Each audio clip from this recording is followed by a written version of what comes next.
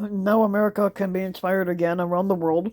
The January 6th storming of the U.S. Capitol shocked millions of people outside America to the core, but when watching the sickening pictures of the insurrection, people were thinking back to 2018.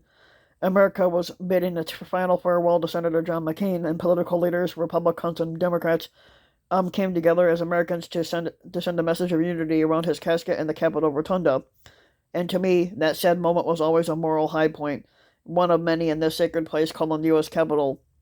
What a striking contrast to what the world saw on January 6, 2021 was the lowest point. I'm sure that America will survive the hate that afflicts some Americans, but unlike many people around the world, we're hurting. But we don't have the right to judge, but we have the right to hurt. And it pains me to see America like this, but I loved it for its decency and for its faith in the wisdom, justice, and for the goodness of its people. I loved it because it was not just a place, but an ideal, a cause worth fighting for, and these were McCain's words. America is a for millions, but a shining city and a hill for billions, and for people like us, we aren't Americans, but we believe in freedom, truth, and respect. So please don't take it as an intrusion. If many people around the world take this turmoil to the heart as if it was theirs. What also hurts is the parallels drawn between Ukraine's two revolutions and the events of January 6th. For starters, Ukraine, Ukraine's Orange Revolution of 2004 was 100% peaceful. Back then, Ukraine's government, that was incited by Russia, did everything to provoke violence. It brought to Kiev thousands of Eastern Ukrainians, mostly coal miners, in the hope that they would clash with protesters. It didn't work, and no one wanted to clash. Instead, the Maidan protesters listened to messages of peace. They shared food, clothes, and hot tea, and placed orange flowers onto soldiers' riot shields. What was supposed to be a break-in point became a moment of unity, and it was short-lived but unforgettable.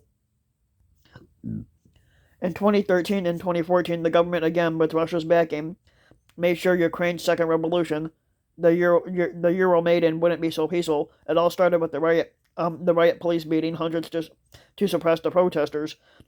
The morning after, in the place of hundreds, there were thousands. Maidan, Kiev's main square, was packed, and the pictures went around the globe. Not many in the world knew that the space under Maidan is packed with boutiques and fashion stores. There was a person that was in Kiev at the time and saw for himself what was reported in the Kiev Post. Not a single one was looted during the months of the revolution, and even after dozens were brutally killed in the third month, the revolutionaries didn't turn into a vengeful mob. The vengeful mob came later with the Russian occupation. What we're trying to say is this: you can tell the difference about whether people.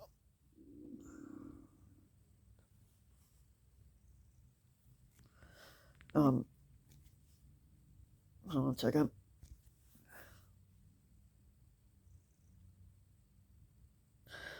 Okay, what we're trying to say is that you can tell the difference about whether people are just full and blind in their rage or whether they're fighting for freedom.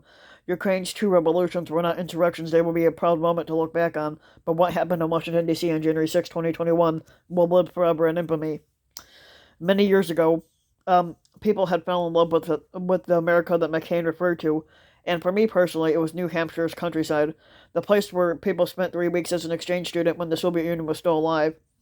It was in March of 1991, and it snowed in Moscow when this person had left, and it was almost cherry blossom time in Washington, where everything felt unreal, as if it were inside a TV set. Then that person came to New Hampshire, and it was more like being inside a Mark Twain novel. And there he met the warmest, nicest, funnest, most compassionate people that he had ever seen or met. And these weren't American first type people. They cared about others, and they made the world a bigger and lighter place. I decided that person decided to become a diplomat to meet more people like that, and that's what America does. It changes lives. It certainly changed everybody's lives. It was McCain's America. I hope that President Biden can bring it back and not just for me, but for and anybody, but even for outsiders. It's the only conceivable way for the country to be great again. In the 4 years that have passed, America wasn't great. Neither was the world. The transatlantic relationship was strained. Europe didn't understand America, and America didn't care about Europe. Unfreedom was on the march, led by Vladimir Putin. Russia attacked its neighbors and damaged the souls of those it didn't dare attack. Putin managed to convince millions that America isn't better than any other country, and may even be worse. At moments, it appeared that he convinced even pumpkin tits of that.